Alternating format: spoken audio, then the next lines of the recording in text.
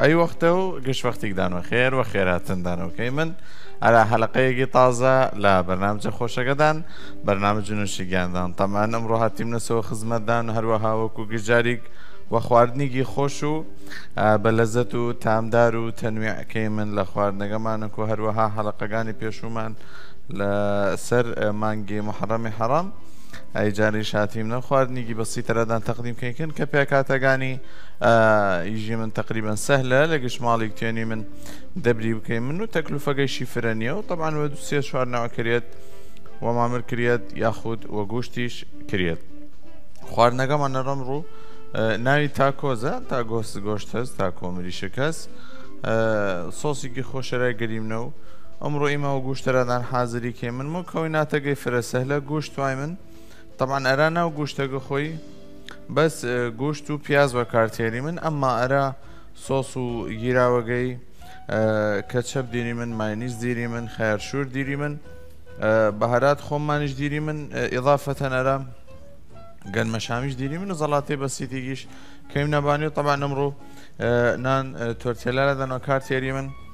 کە ئەینانە خۆی باەتەوەی شیوازە بوود و حکوم ئەوە ئێمە خواردنەکەمان ناوی تاگۆسە طبعاً ئەوەڵ جار ئەوەی دەسوەپیکەی من گوشتەکەمان لەتکەی من و شیوازێک گونجای بوود ئەرا خواردنەکەمان طبعاً گوشت ئەمڕۆ گوشت گوێرەکەەوە کار هاوردمە بەس حەبلەکەیشی وە کار هاوردمە هو حکوم ئەوە خۆشترە ئیضافەتەنەرە خۆدانزانن گوشت گۆرەکە لە گوشت کاوڕ عادەتەن خۆشترە فەئیدەن ئێمە تێمن ئیسا دەستکەینە پاکردن گوشتەکەمانەوە جار ئەوەیش توانینی لە گوشتەکە بۆی منەی پارچەی لە گوشتەکە بەی من کە عکس ئەلیاف وەکاری تێری من ئەگەر کامێرادان بۆ دەی حەڵقەی هینەکە تێدەبیردان حەڵقەی قیمەکە کەوتی من ئێمە استیفادەکێ من لە ئەلیافە بەس لێی خواردنە ئێمە باید تا عکس ئەلیاف کار بکەی من کە عکس ئەلیافەکەیش ئەلێواز ئەلێوا جوان عکس ئەلیاف چی من تاکو نەرم بوود لە دەممان و خۆشیش بوود و في نفس الوقت خواردنەکەمان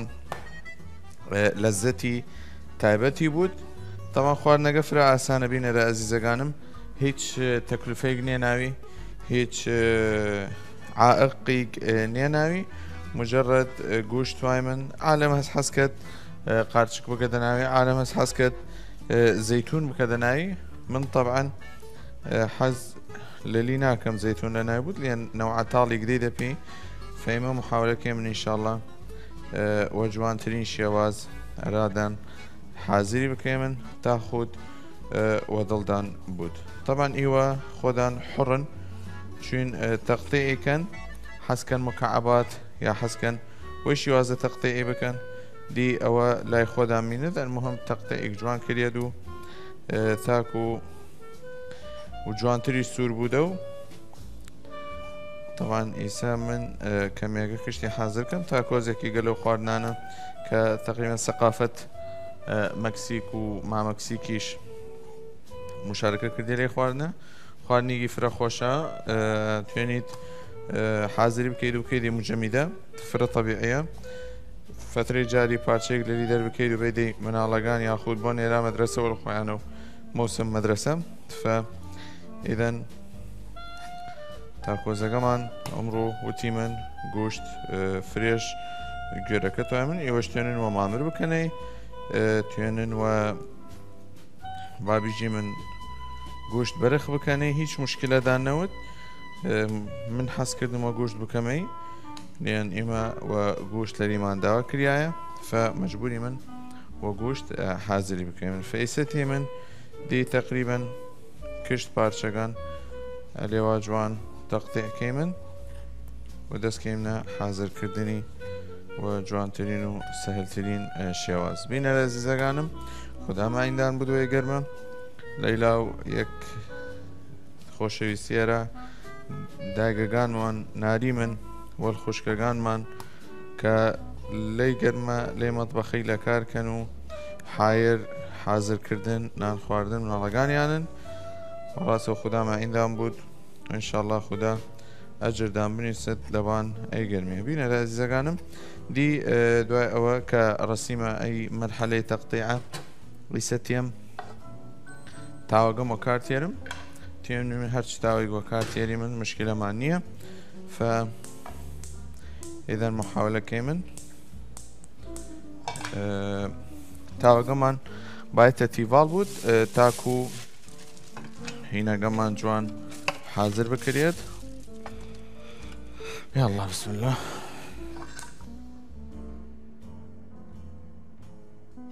بینەرە ئەزیزەکانمان دوای ئەوە کە تاوەگە گەرم و بی ئێسێژدی محاولەکەی من عفو سەرەتا زبدەگە تاونیمنە و جوان تاکو زبدەگە کە تاویارە و دوای ئەوە گوشتەکە کەم لێنایە طبعا مادام ئێمە تقریبا تەختەکەمان شبه ئەوە پیسی کردی من فەیسەتێ من پیازەگەیش هەلێ لە حاضرکەی من تاکو دی پیازەگەیش حاضرکەم تا کەرەگە بتاوێتە و اینجا دوای ئەوە پیازەگەیش وەکار تێرم ئینشاءالله وەی شیوازە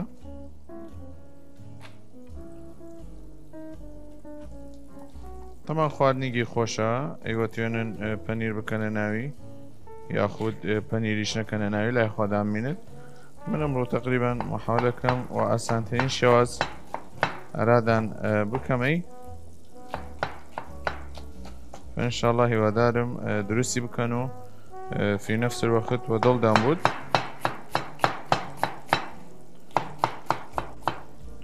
پێم ئەوی شێوازە جوان حاضری کەم طبعا سەرەتا گوشتەکە کەیمنە تاوەگەمان تاکو جوان و ئیسراحەت خۆی حاضر بود ئەیسە بینەرە ئەزیزەکانم وەی شێوازە جوان گوشتەکەم کە مەناو تاوە و چاوەڕیکەم ڕەنگی بگۆڕێت دوای ئەوە کە ڕەنگەکەی گۆڕیە دی منیش وردە وردە محاولەکەم دی پیازەکەەوە کاربارم إضافة إلى تفاصيل مكونات آية بهارات بود آية أو تفاصيل بود طبعا جاري هيك إضافات هري دانانم مجرد أوا گوشتەکە چاوەڕی من کەمی تەغیر بود ڕەنگەکەی دوای ئەوە دی پیازەکەیش کەمە ناوی و چاوەڕیکەم و جوانترین شێواز سوور بۆ دە و اینجا محاولەکەم عینەن تاوە نان تۆرتێلاگە کەمە ناوی و تەحمیسی کەم دوایەوە کە نان تۆرتێلاگە کردمە ناوی تەحمیسی کەم دی دەستکەمە تەشکیلکردنی و دوای ئەوە دەستکەمە تەقدیمکردنی محاولەکەی من ئینشاءالله جوانترین شێواز کە شێوازێک وە کارباری من و دڵدان بود تاوانیسا دی چاوەڕیکەی من خواردنەکەمان لێلە کەمی زیاتر تەحمیس بکرێت هەلێەوە جوان حاضریکەی من إضافة أرى تغيير بس تغييرەکەی ملاحظەی تغيير كردي من لباني دي وردة وردة دەست کەیمنە إضافة باقي مكونات من حەز کەم بە پیاز بکەمە ناوی حەز ناکەم هیچ بکەمە ناوی لە پیاز زیاتر مجرد بس حەز کەم پیاز بکەمە ناوی حەز هیچ إضافاتێک نەکەم فئیسەدی کەمی چاوەڕیکەی من گوشتەکەمان حاضر بوو دوایەوە تێ من باقی مکونات دروستکەی من بەسکەی لە دوای ئەی فاصلە جاری چاوەڕێک بوون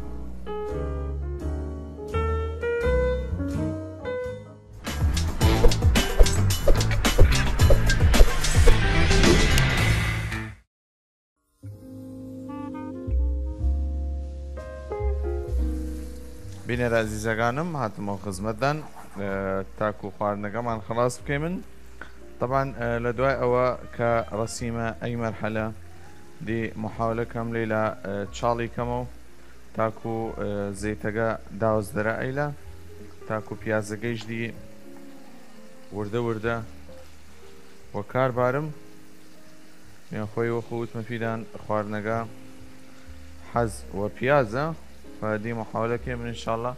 پیازەکەیش حاضر کەی من وەی شیوازە جوان کشتی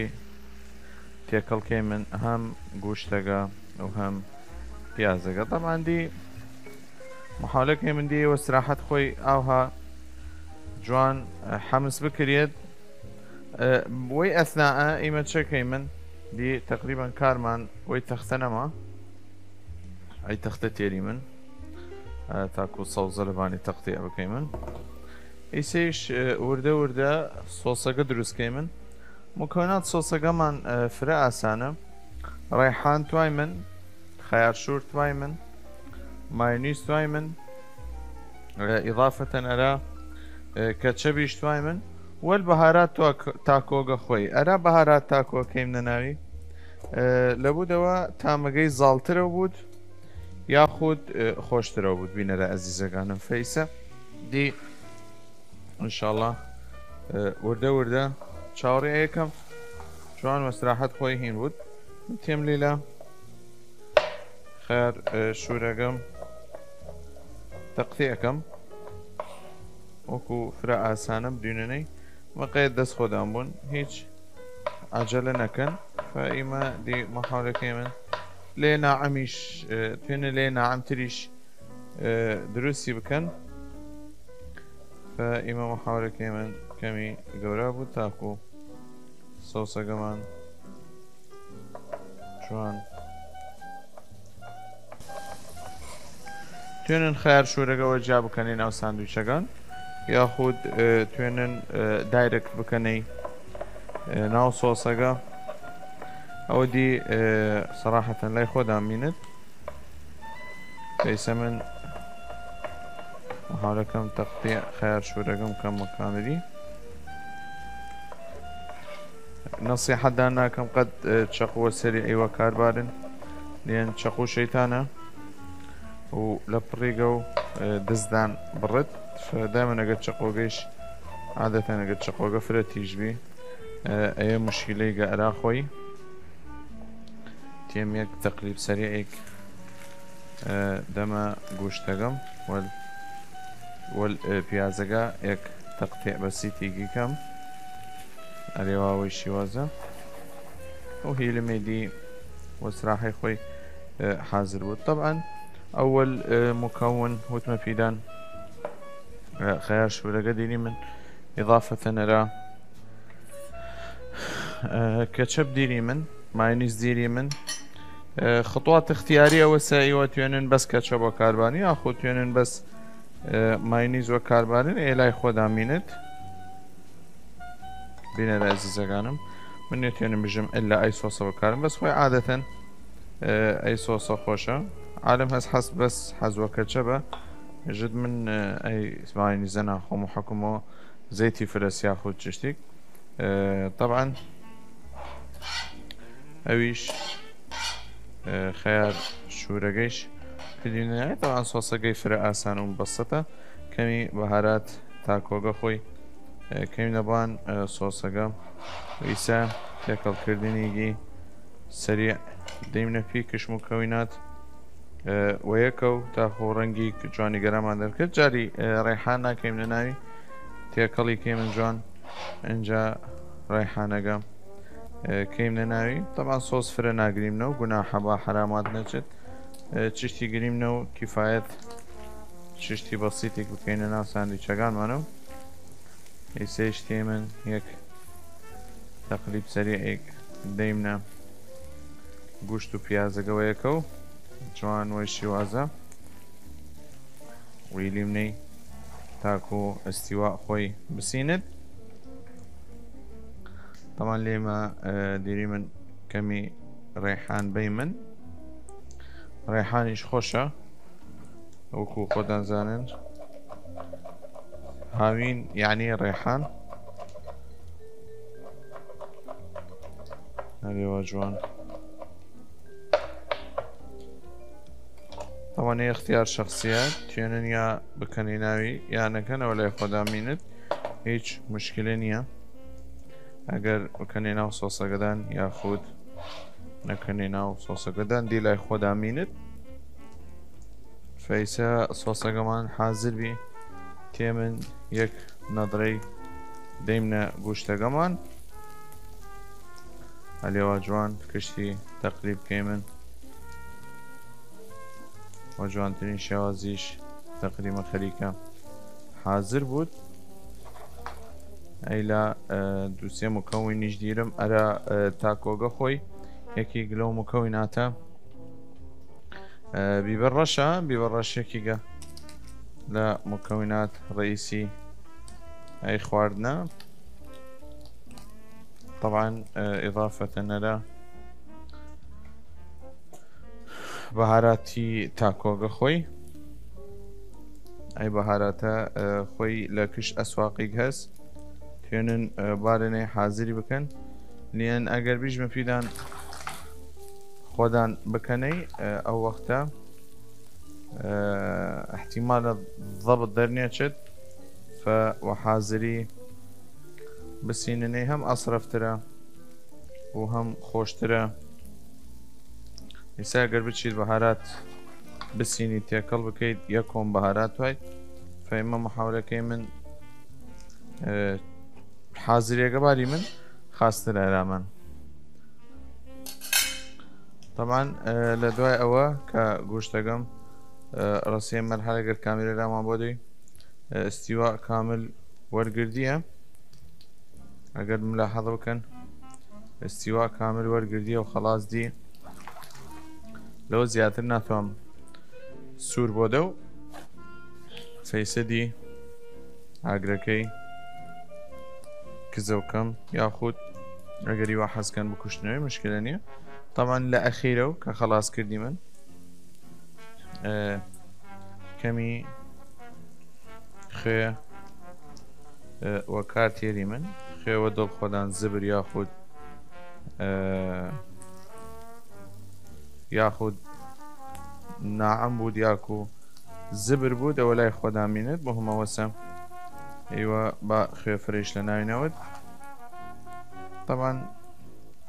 ئیسەی شتێ من تقریبا گوشتەکەمان حازر بی خلاص دی وەکاری نایری من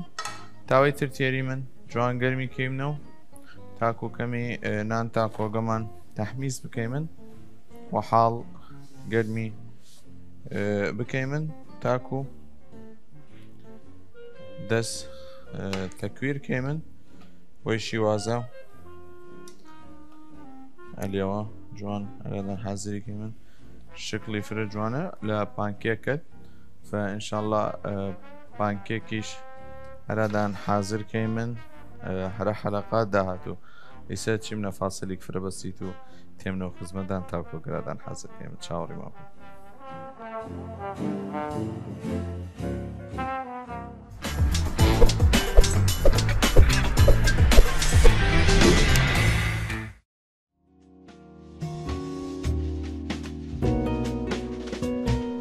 بینەرانی ئەزیز هاتیمنە خزمەتدان لە دوای ئەی فاصلە بەسیتە ئیتر ئیسەیش دەستکەیمنە تەقدیم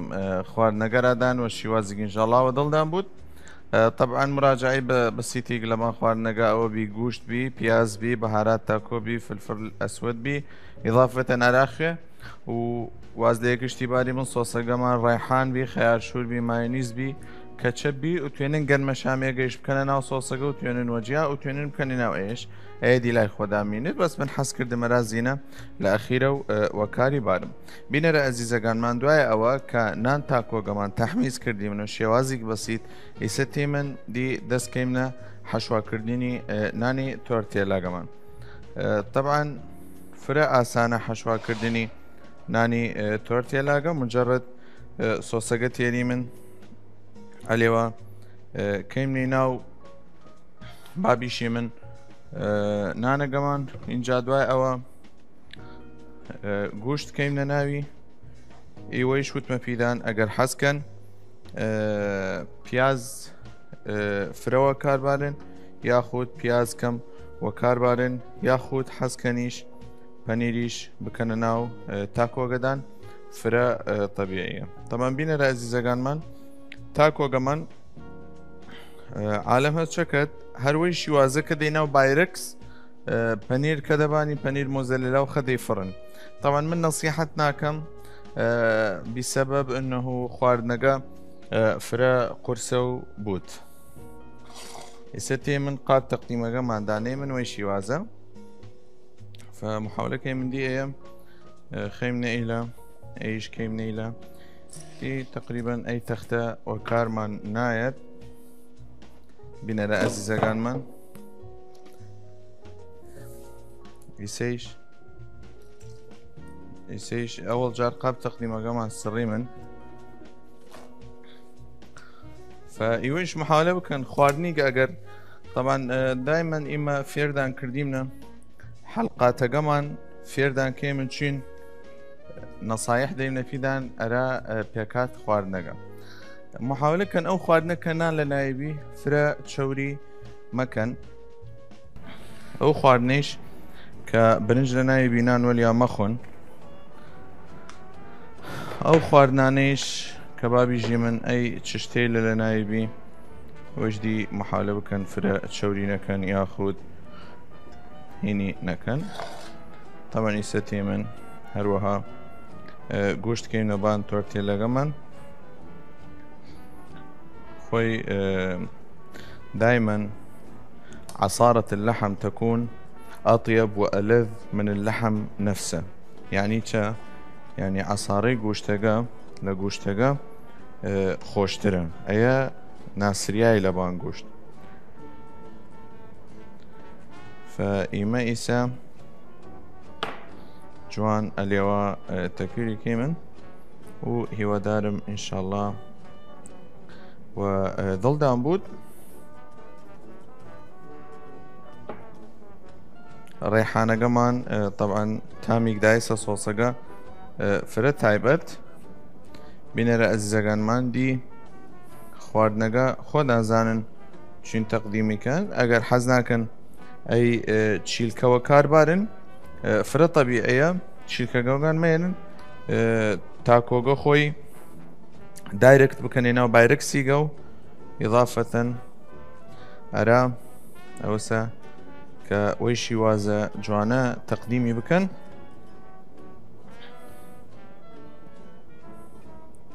عليوا جوان صوص كيمنا ناو تاكو كمان انجا عليوا جوان حشوي گوشتيش دينا فيه اورجا برنامج جديد من برنامج خواردن يكي قل برادرگان پرسيار كريا وت آيا خواردن دايك خوشا يا خواردن تو طبعا كوراغا كمي نزانست وشي وازيك جوان جواب بيدو وت خواردن من لخواردن دايقم خوشتره طبعا مدي اقام ياخد او كسا كتشاب يكوت نقي لقلا كرد رازيني لباني قسا وتبي وت خواردن دايق كز ناتيوند ولذت خواردن دايق برسد فمن دائما فرسيالة اللي يمكن يدوك وسيسا كيسا مخرج سؤال كرد ود خواردن تو خوشا خواردن دايقد من يجم تا چني برسم و تا چني بچم قد خواردنم نارسده خواردن دايقم لأن دايق خوي سبحان الله لذت دسي فرفرة خوشا و نمن و نكس بتياند احتمال برسيمنا تامجي بس قد نارسيمنا نفسجي لأن نفس دايق لخواردن عجيبة سبحان الله عيش يكيجا لصفات خوشگان دايقة ككشتمان بويمنا نزري ليلاو تحيقي شراء كش دايقي قناري من كهلاك بودو ودس اي كارا لوا هلاك بيا للي دان ناشارمو ايميش عادة هلاك بوي من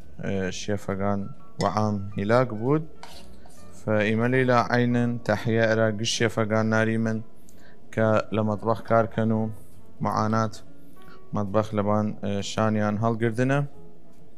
فإن شاء الله هو دارم خدا أو هلاك يدان اليوا وأو نشد ايش دي رافر من اي تيري ممكن يبان طبعا إيسا یەک زەڵاتەی سەریعێک دروستکەی من ئەرە تاکۆزەکەمان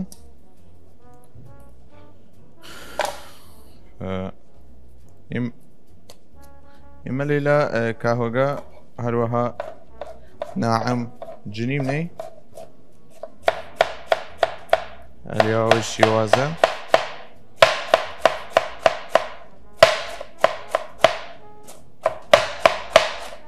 باە ناعەم بود نێوت خەشن بود ئەرێوە کاهوو کەیم نەبان تاکۆگەمان ئەرێوە جوان تاکۆ وە جوانترین شێواز تەقدیمی بکەین نەرادان و هیوادارم ئینشاءڵڵا وە دڵدان بود ئیسێش گەنمە شامێگە وتمە پیدان توێنن گەنمە شامێگە بکەنە ناو لەفەگە و توێنن بکەنێ ناو سۆسەگە ئەی گەنمە شامی شەرا جوانکاری لێوە کێنەی ناو قاپەکەمان مەی شیوازە فەیسەتیم مەجموعەی تەماتەی چیلیش وەکارتێرم بینەرە عەزیزەکانمان تاکۆ تەماتەکە پاکۆ بکەین من چیم نەفاسەلێک بەسیت و تێمنە و خزمەتدان جاری چاوەڕێم بوون.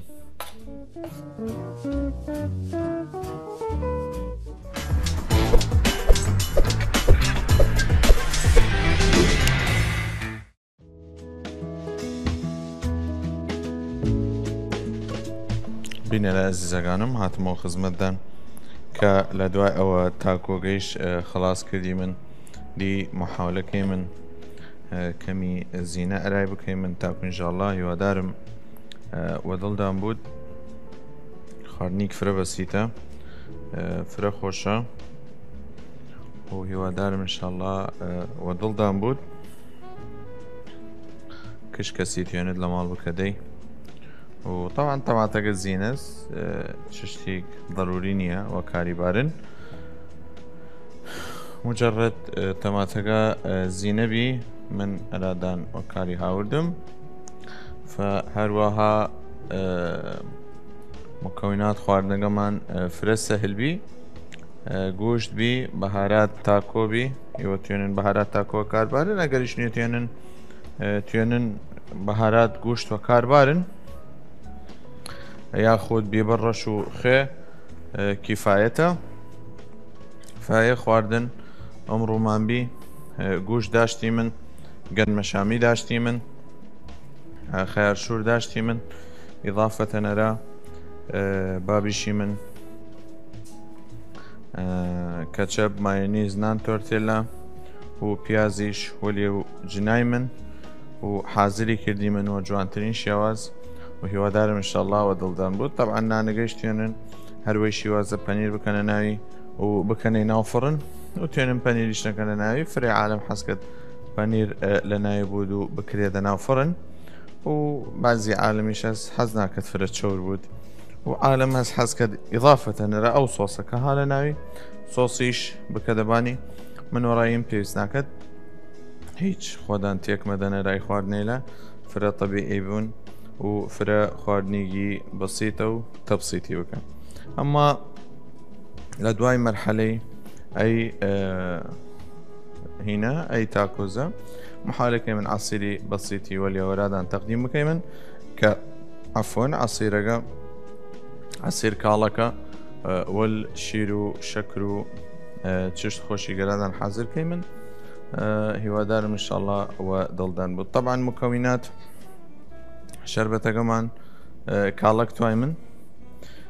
کاڵکی شیرین و خۆش ئەگەر توێنن خۆدان شەکەر بکەنە ناوی ئەگەر حەزانکەن شەکەریش بکەنە ناوی ئەیدی لای خۆدان بینێت شیریش رایوە کاربارن عالم هەز حەز کرد بەفر بکەدە ناوی عالم هەز حەز کرد ئاو سرد بکەدە ناوی ئێوە هیچ مشکلەدان نییە یا ئاو سرد بکەنە یان بەفر بکەنە ناوی فەمکەوینات کە وتمە پیدان ئەرە کاڵەکەگە لە دوای ئەوە ئەیلاوەکار هاوردی من ئیسە ئەیلاوەکار تێری من جوان هەرا شربەت کاڵەکەگەمان جوان یا الله. طبعا هەروەها وتمە پیدان کاڵک توای من شیر توای من و شەکەریش توای من إضافة إلى صهول ياخد أو سرد. إسا قبل ما دسكي من فيه على خواردن حاضر كردناقا ياخد عصيرقا چي من فاصلي فرا بسيطو تيمنا خزمدان چاوري مكان.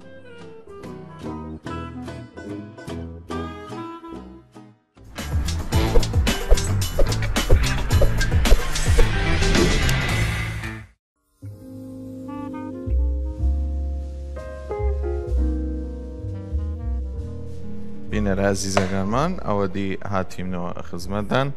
هەرا حازرکردن کاڵک یان خۆت شەربەت کاڵک بۆ شیر. طبعا شیرەکە هەروەها وتمەپیدان شیرەکە اختیاریە توێنن بکەنەی ناوی یاخود توێنن وەکارێنێن مشکلە نییە. طبعا یەکی ئەوڵجا جوان کاڵەکەگەمان پاکۆکەی منوەی شیوازە دی ئەریێوا جوان پاکێکەی من ئەیش توێنن استیفادە لێری بکەن زەرعی بکەن یاخود سووری بکەنەوە ئەوە دی لای خۆدان بینێت. تەمە بینە لە زیزەکانمانی سەتیم جوان کاڵەکەگەمان پاکۆکەم وەی شیوازە ئەریێوا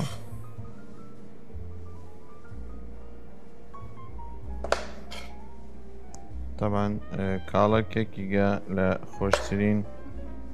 هینەکانی وەرزی هاوینە کە شربەت خۆشیگە و عالم مەرغوبی کرد.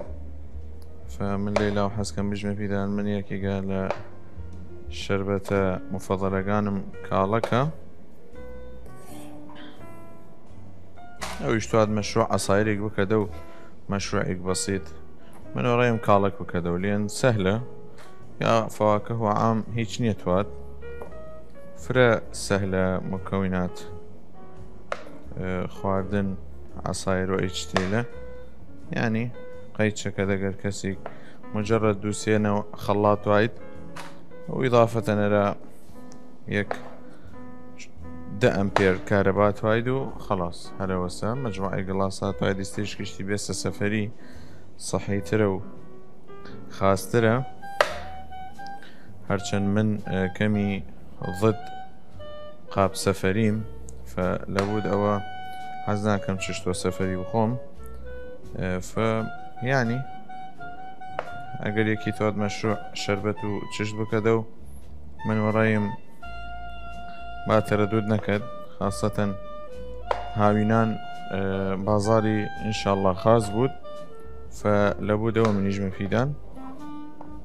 فەیسە طبعا و یارمەتیدان محاولەکەم کەمی کاڵک بخۆم تا بزانم شیرینیەکەی زاڵە یاخود کەمە تا بزانیم چەندی شەکر بکەین لە ناوی. بسم الله.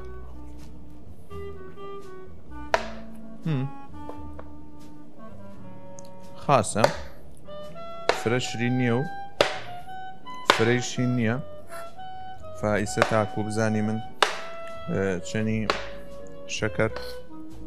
بکەین لە ناوی. بینەرە عەزیزەکانم لە دوای تەقتیەکردنی کاڵەکەگە دی وردە وردە تێ من کاڵەکەگەمان کەیم لە ناو خەڵاتەکەمان ئەریێوا جوان فەیسەتی جەماعەت إخراج ومنتجين وكادر حسكني شربته فمحاولة كيمن كالك كشتي بكيمن ياخد مجموعة الذي هل بقريمن فخوي عادة شربت كالك وسردية وخوشة فلابد يا حاول كيمن إيسا طبعا لو زياتر ناقرد نيتين لو زياتر بكمناوي شيرقيش كيمن ناوي أوها وەی شیوازە جوان شیرەکەکەیم لە ناوی تاواندی لێلا توێنن سەهۆڵ بکەنە ناوی تا سەردیەوە بکرد یاخود ئەگەر شیرەکەدان سەربی داعینە سەهۆڵ بکەنە ناوی فمن وەڕائیم کیفایەتە شەکریش باەتە کەمیەی گۆکار بات کە نەفرە بوو دوونەکەم بوت حەسەب شرینی کاڵەکەگەدانە بەس ئەی کاڵەکە سبحان الله شرین نەیفرە فمەجبورم ئۆ شەکەر شرینی بکەم ئەلێوا جوان ئیسەتیم ئەلێوا ئەوی شیوازە دی جوان چاوەڕی کەم حازر بوود وەی شیوازە و هینمەی و ئیسراحەت خۆی تێکەڵ بوود من لەو ئەثناءە مەجموعەی گڵاس تێرم حازری کەم بزان چەنی بەشکرد هەروە گوورەی ئەوە کەمە ناوی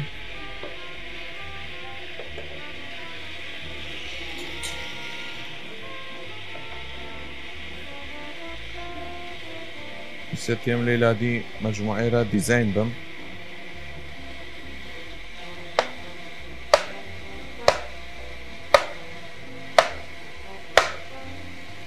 مجموعەیە گەرا دیزاین بێ من و مەجموعەیە گەرا دەم خۆمان بێ من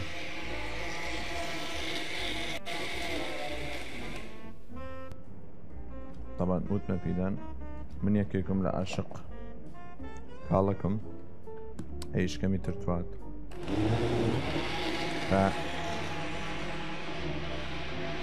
مەجبورم نێتوێنم خۆم بگرم فمەجبورم بخۆم ئەلێوا جوان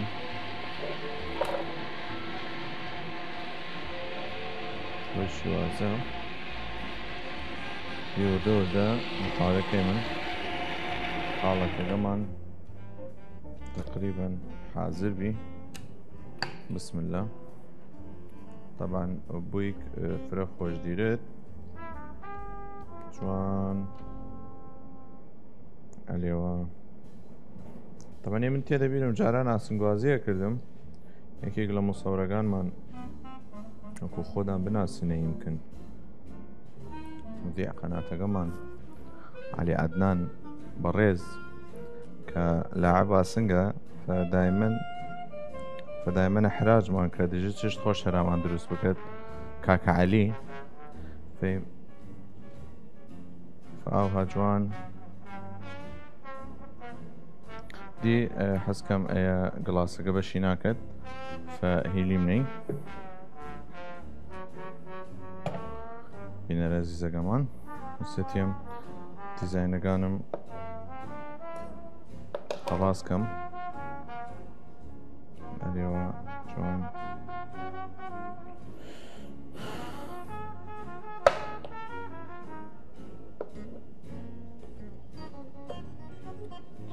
ئەیش کاڵەکەگەمان بی ئەیە نەجاحەت ناوەرد دەنگێکتر بکەینەوەی بینەرە عەزیزەکانمان ئەیە کاڵەکەگەمان بی وەل شیرەکە کە وتمە پیدان تەمان هیوادارم ئینشاءڵڵا بۆ دڵدان بوود هیوادارم تاقیکەنە و هیوادارم ئەی خواردنێلە کە دروستی کێ من هیوادارم ئینشاءڵڵا کشتی دڵدان برود و بۆ دڵدان بوود منیش لێ لەوەژ مەفیدان ئێوە هەرچی پاستن توێنن لە کومنتەرامان بنووسن یاخود توێنن ڕسالە ئەرامان بنارن تاکو حازری بکەین لەرەدان وە جوانترین شێواز بینەریزەکانمان مەڕەجعی سەری ئەیگدەی مەفیدان لەوان خواردنەکانمان کە یەکێک لەو خواردنە تاکۆ داشتی من ئەمڕۆ تاکۆگەیش ئەوە بی گوشت بی پیاز بی سۆس بی والمجموعەی پێکات ئیضافەتەن ئەرا نان تۆرتێلا و ئای چ شتەیە و مۆز و کاڵەکیش وەیەکەوەرەدان کردی من هیوادارم ئینشاءڵڵا خوا دڵدابوون. شیر و کاڵک عەفوو بینەرە ئەزیزەکانم لەیلا و سڵاو و ڕێز و خۆشەویستیم هەسەرەدان و ئەلا ئەمڕۆ ئەیە ختام حەڵقەکەمان بی هیوادارم ئینشاءڵڵا تاقیکەنەوە دڵدان بوو و کاڵەکەکە دووبارە کەفت جاری لای منە و خواحافظ.